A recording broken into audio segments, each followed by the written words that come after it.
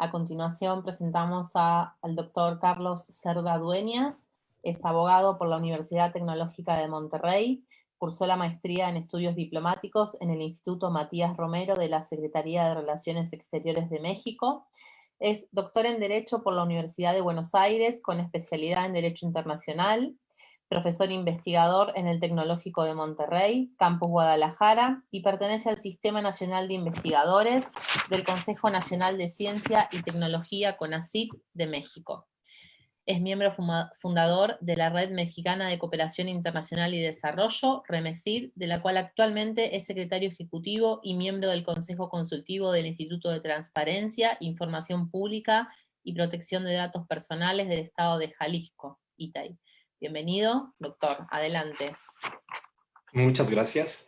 Yo sí traigo una presentación de PowerPoint. No sé si la pueda compartir. Prometo no hacer karaoke académico. Hago el display. ¿Cómo no, doctor? Sí, cómo no. Ahí lo habilito a poder compartir pantalla. Guárdame un minuto, por favor.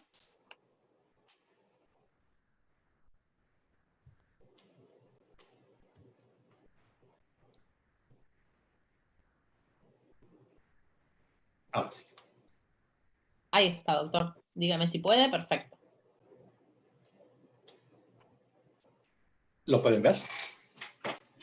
Perfecto, doctor. Bueno, pues muchas gracias. Primeramente, quiero dejar mi agradecimiento y reconocimiento al doctor Juan Antonio Travieso por esta invitación que tanto me honra, e igualmente a cada uno de los organizadores, porque yo sé que un evento de esta magnitud requiere mucho esfuerzo, mucho trabajo. No puedo mencionarlos a cada uno por su nombre, ¿verdad? Pero sí quiero dejar una constancia de mi reconocimiento para todos ustedes. Bueno, una vez que he recibido esta invitación, yo me puse a reflexionar sobre qué podría compartir en esta disertación. Entonces, llegué a la conclusión de que hacer unas reflexiones sobre lo que implica la enseñanza del derecho internacional en México. Estuve durante este tiempo consultando a muchos colegas que dan la materia. Tengo que decir que fue una consulta, una encuesta que carece completamente de rigor metodológico y rigor científico, pero sí me dio una gran idea de lo que yo más o menos tenía ya visualizado, de lo que son más o menos las dificultades que en México, particularmente en México, existen para la enseñanza del derecho internacional. Y en ese sentido van mis reflexiones, ¿no? Quiero comenzar con una frase de don César Sepúlveda. Don César Sepúlveda fue uno de los primeros autores de algún texto de derecho internacional público aquí en México. Él falleció en 1993, pero él señaló en algún momento que el derecho internacional, además de ser una disciplina cada vez más amplia, y ahí es donde me quiero detener para la primera reflexión que tomamos los profesores a los cuales consulté y que desde luego yo hago propio, de cómo cada vez ha crecido esas ramas a las que se refería el doctor Remiro, cada vez son más frondosas, cada vez son más abundantes, y sin embargo, en la enseñanza nos encontramos con que en la visión de los que elaboran los planes de estudio, le siguen dando el mismo espacio al derecho internacional. Entonces eso va en detrimento del tiempo, de la cantidad de material que podemos compartir en las clases, porque rara es la institución, porque sí las hay aquí en México, que han ampliado el curso lectivo del derecho internacional incluso hasta un año, pero la gran mayoría de las escuelas da el derecho internacional público en un semestre. Y entonces cada vez es más material y desde luego cada vez es menos tiempo del que podemos disponer para profundizar en todos estos temas que además cada vez son más interesantes. Y continuaba don César Sepúlveda, que decía que este derecho internacional tiene la característica de ser una rama jurídica que absurdamente está sujeta a una polémica constante porque se tiene que defender a sí misma. También lo mencionó el doctor Remiro, ¿no? Tenemos muchos detractores de lo que es el derecho internacional público. Y yo, pues, con todo respeto, le voy a poner nombre a algunos de ellos, porque es el caso particular de México. No quiero generalizar para no ofender susceptibilidades de ningún tipo, pero nosotros tenemos, por ejemplo, particularmente a los constitucionalistas, que son los que nos atacan en la cuestión del derecho. internacional.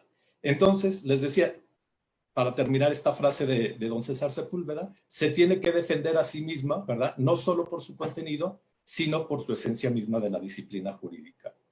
Refiriéndome particularmente a la Constitución de México. La Constitución de México tiene por ahí un artículo, que es el 42, que habla sobre lo que son las partes integrantes del territorio nacional.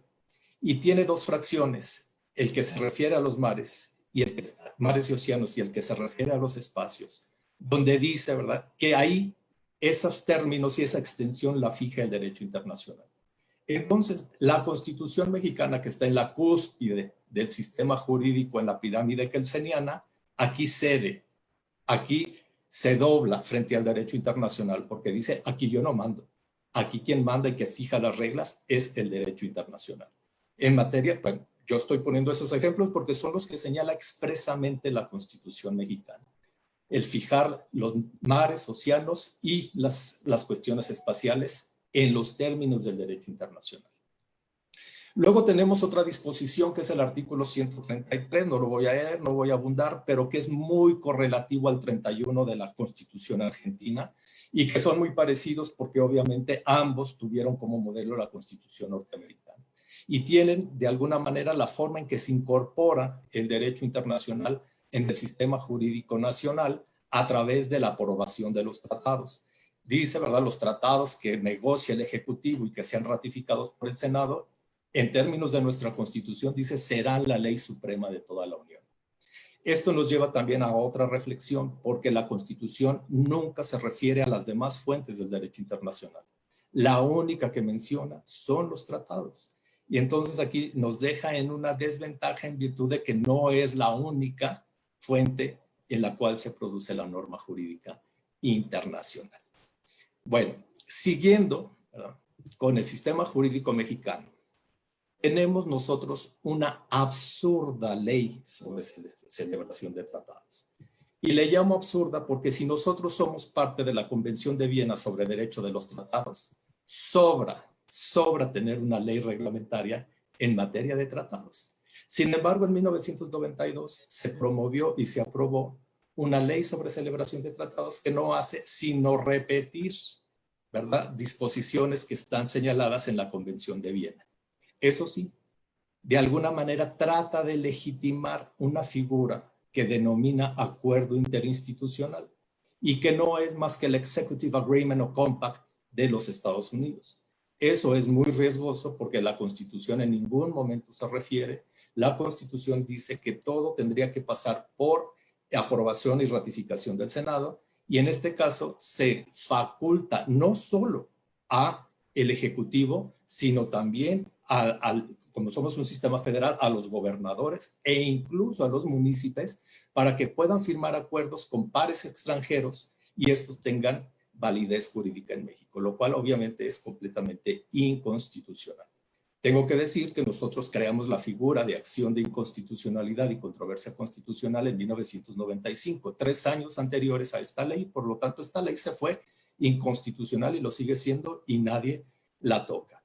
Sin embargo, esta ley, que es muy corta, tiene 11 artículos. En el artículo número 11, que es el último de ellos, es un caballo de Troya. ¿Por qué es un caballo de Troya? Porque dice las sentencias, laudos arbitrales y demás resoluciones jurisdiccionales derivados de la aplicación de mecanismos internacionales para la solución de controversias, y esta ley surge en el contexto de la negociación del famoso y el otrora tratado que se denominaba NAFTA, que ya dejó de tener vigor, pero de alguna manera ahí se instituyeron tribunales arbitrales, paneles arbitrales como se le denomina en el tratado, y las resoluciones que de ahí se obtuvieran pudieran ser precedentes para resolver casos posteriores. Es decir, ¿verdad?, se está institucionalizando de alguna manera la costumbre en una ley reglamentaria que, como les digo, no tendría razón de ser. Por si esto fuera poco, en 2004 se nos ocurre expedir una nueva ley también en materia de tratados, la Ley sobre Aprobación de Tratados Internacionales en Materia Económica. La verdad que cuando se aprobó yo me carcajeé de lo lindo, porque dije, bueno, al ratito vamos a tener una en materia cultural, al ratito otra en materia ambiental, y así nos vamos a ir llevando todo. Obviamente esta ley tiene muy poca aplicación, sin embargo tiene una disposición bien, pero bien interesante, que es la facultad que le da al Senado mexicano de exigirle al Ejecutivo le esté informando cuando esté negociando un acuerdo comercial. Y esto ya se dio y lamentablemente nuestros legisladores no hicieron uso de esta prerrogativa.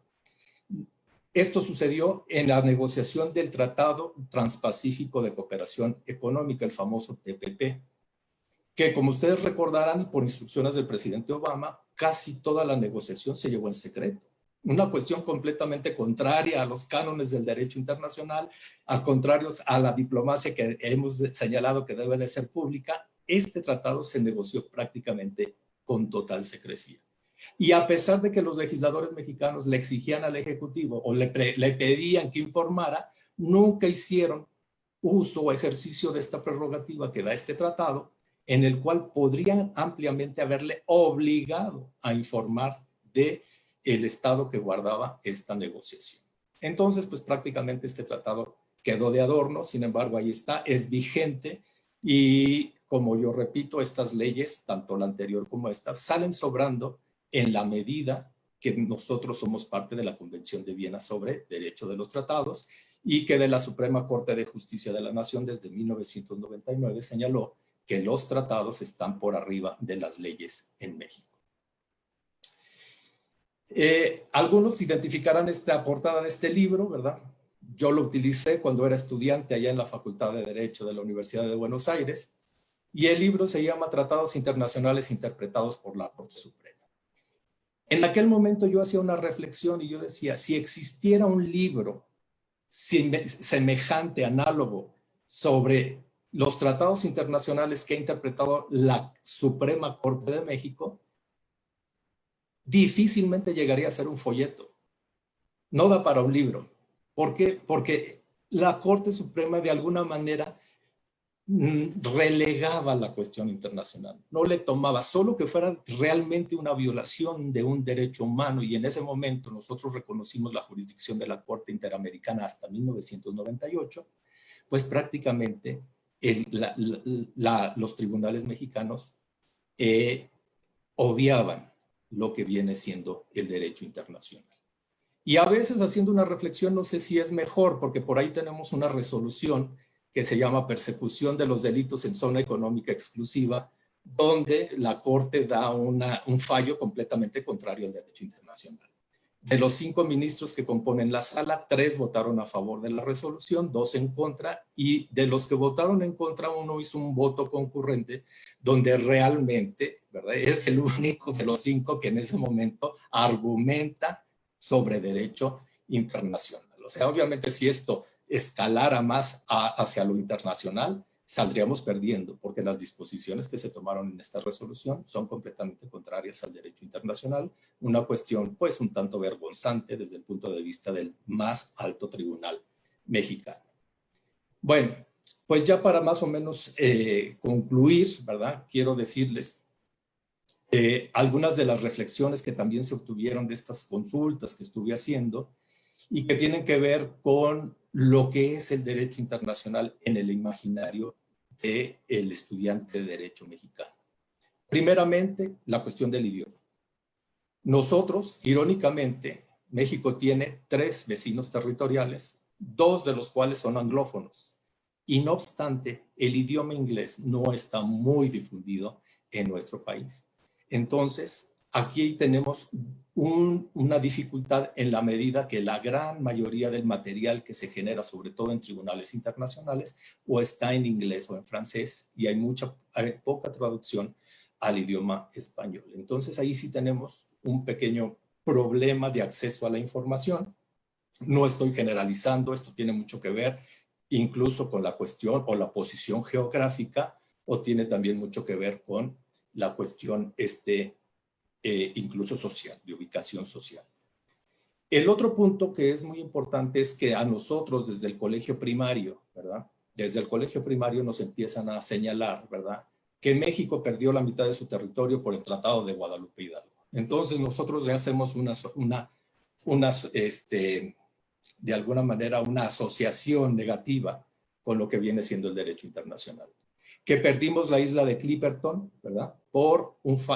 En un tribunal arbitral, porque el rey de Italia así lo determinó. Entonces, eso, ¿verdad? Eso se viene gestando en el imaginario, ¿verdad? México, ¿verdad? Debuta, ¿verdad? En la Corte Permanente de Arbitraje. Es el primer caso que ve la Corte Permanente de Arbitraje frente a los Estados Unidos, y nosotros perdimos, ¿verdad? Entonces, esa serie de eventos históricos como que viene de alguna manera a generar una cuestión negativa de lo que viene siendo el derecho internacional, porque eso es lo que se enseña en el colegio, y no se enseña que México fue el único país latinoamericano que participó en la Conferencia de Paz de La Haya de 1899. No se enseña que México hizo un papel muy, pero muy honroso en la Liga de las Naciones, porque fue el único país que denunció y condenó la anexión de Austria por parte de los alemanes. Tampoco se dice que México lideró el Tratado de Tlatelolco para la proscripción de las armas nucleares en América Latina, etcétera, etcétera, etcétera. Entonces eso nos hace que también el estudiante, cuando ya llega a estudiar Derecho Internacional, ya trae una serie de, digamos, o llamémosle, prejuicios, ¿verdad? Entonces, pues esas son mis reflexiones más así brevemente, ¿verdad? Yo las quería compartir con ustedes. De alguna manera, las dificultades o los factores negativos con los que nos topamos los profesores que impartimos la cada vez más fascinante materia del derecho internacional público, ¿verdad? Ya para terminar, lo único que sí nos viene a cambiar de alguna manera fue la institucionalización del control de convencionalidad a través del caso Radilla y Pacheco contra México, en el cual la Corte Interamericana nos obliga a que los jueces mexicanos realicen el control de convencionalidad, y eso de alguna manera ha hecho que nuestros jueces, nuestros tribunales atiendan los tratados y las jurisprudencias, al menos los que se gestan regionalmente en materia de derechos humanos. Bueno, no quiero más abusar del tiempo, ¿verdad? Para mí ha sido un gran placer compartir estas reflexiones con ustedes. Muchas gracias.